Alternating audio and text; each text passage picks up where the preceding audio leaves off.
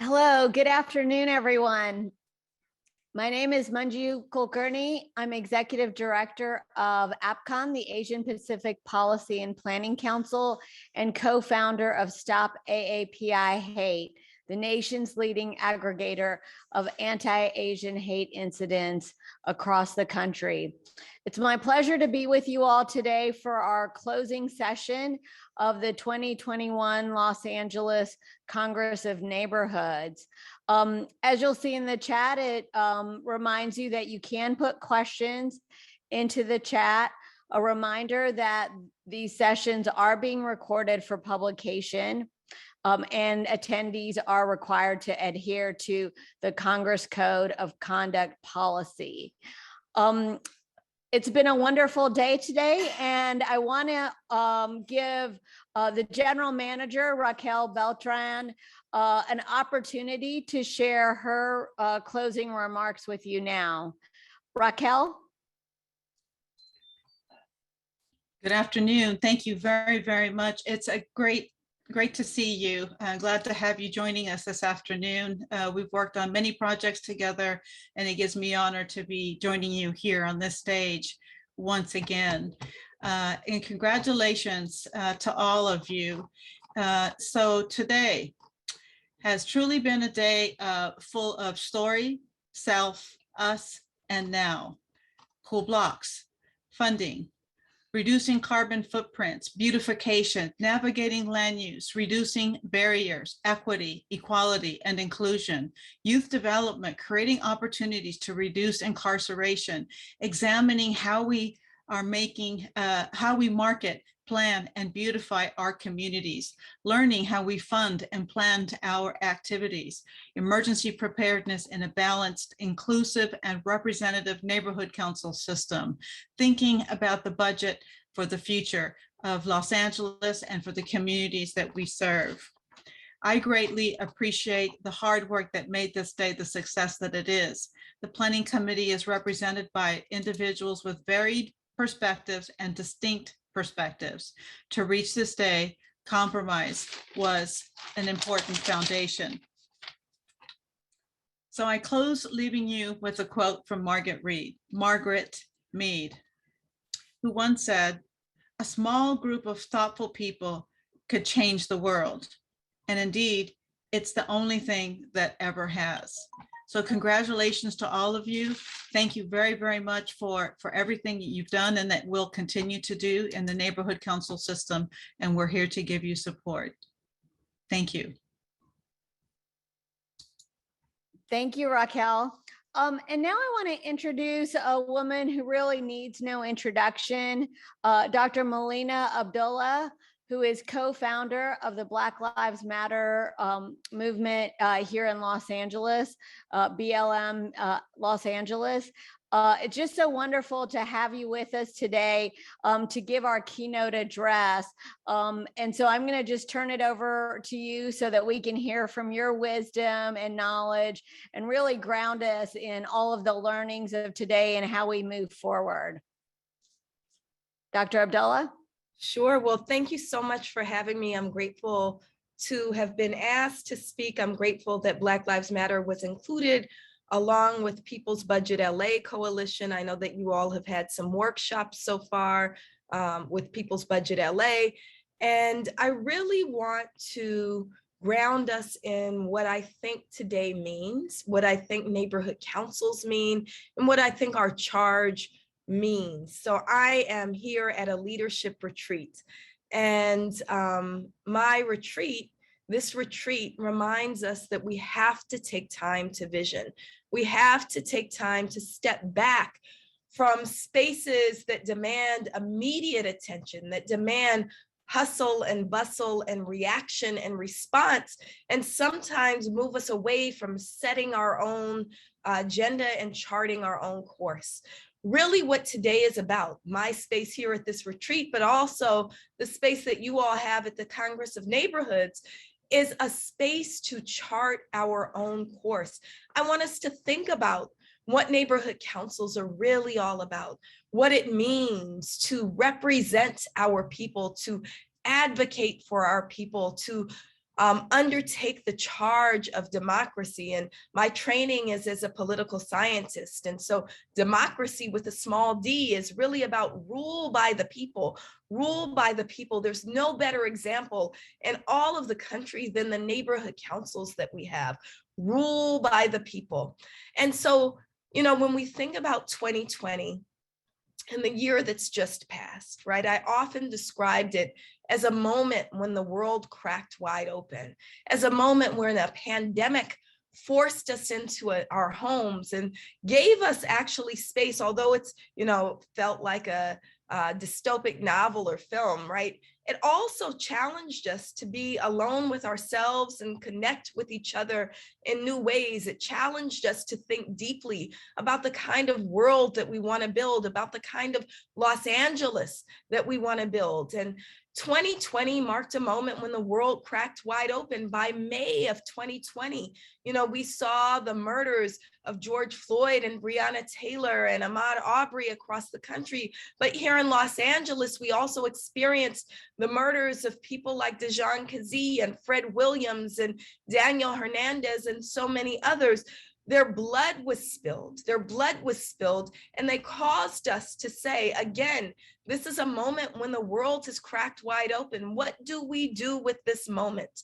And their blood means that we must not squander the moment. And so I'm also a big Erykah Badu fan. And as I was thinking about what to say to you today, the words of Erykah Badu kept coming to me, that as the powers that be try to move us back into a culture of fear, as the powers that be try to force us to retreat and rely on what's always been, that's never served Black folks or Indigenous folks or brown folks or poor folks or women or LGBTQ folks, as it tries to force us back into systems like policing and prisons, we have to think about words like are uttered by the great artists among us, right? That are spoken by the great artists among us. And I consider Erykah Badu to be one of our great artists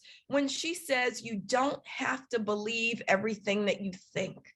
You don't have to believe everything that you think. That's in a song called The Healer, right? 2021 gives us a moment to think about, how do we heal? Don't retreat back into what's been, but how do we heal and move forward? How do we heal and move forward? I can tell you what is not healing and what is not moving forward. What is not healing and what is not moving forward is the treatment of our Haitian siblings at the southern border. What is not healing and what is not moving forward is overspending on policing, whether it be saying that LAPD deserves another $67 million, or even if that amount is reduced to $18.5 million, right? That they don't deserve more money for beating and abusing those of us who dare to speak up.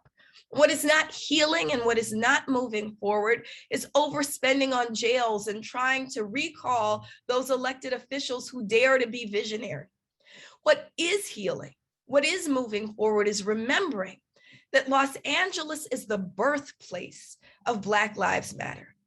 And as controversial as it might be, the words defund the police come right here from Los Angeles and were actually inspired by a neighborhood council leader. I don't know if Alfredo Gama remembers this, but as he was walking out of a workshop led by Mayor Garcetti, he handed many of us who were organizing with Black Lives Matter a pie chart. And on the pie chart that was given to him by Mayor Garcetti, we saw that this city was spending upwards of 50% of its general fund on LAPD.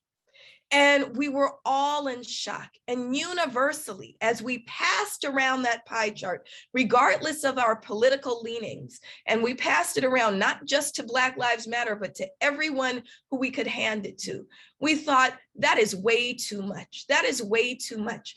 What could we do with $3.7 billion? And so the term defund the police began to take hold. And in 2020, It became the clarion call of the moment. And so we began to say loudly, defund the police. And what you listen to in the People's Budget presentation is an articulation of what it means to defund the police. It was a remembrance that, again, we are in a space of vision where we can usher in visions that don't cling to old systems, but dare to dream new ones. That when we say defund the police, it gives us an opportunity to radically reimagine what public safety means, what it means to invest in communities where our young people, where our elders, where all of our community members can grow and thrive and dream and step into the greatest of their imaginings. And so I want to encourage all of you as neighborhood council leaders to remember that you don't have to believe everything that you think. What you think has been programmed, in the words of Erykah Badu. We've been programmed to think that public safety means police. That's never been true. And I can speak of my most recent interactions as of this week. I don't know if you all know, but police were called when there was, again, another fake emergency call that went to my home. And who kept me safe in those moments was my community, was my neighborhood. Who didn't keep me safe was the police. We can radically reimagine what public safety means. We can radically reimagine what neighborhood means. We can radically usher in, new ways of being. We can think about what it would have meant for South Central Neighborhood Council to have invested, to have been in charge of investment in that neighborhood rather than LAPD coming in and essentially detonating bombs that stole the lives of Ronaldo Reyes and Alchi Hutchins, right? We can think about how South Central Neighborhood Council and many of your neighborhood councils are imagining arts programs and after-school programs and safe passage programs.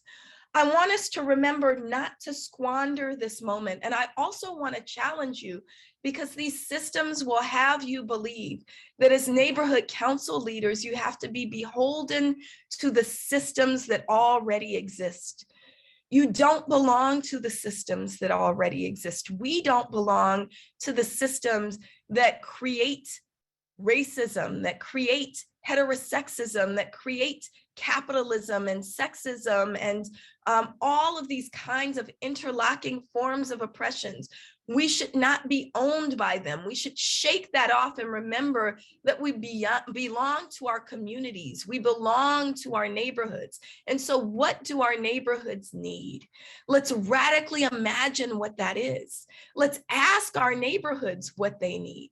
Let's rely on different ways of knowing, right? Let's rely on the wisdom of our elders and the audaciousness of our young people to say what we need is all of the things that we dream for our children and ourselves. What we need is after school programs. What we need is mental health resources. What we need is health resources. What we need is those things that are provided when all of us have good paying jobs, when we have a right to unionize.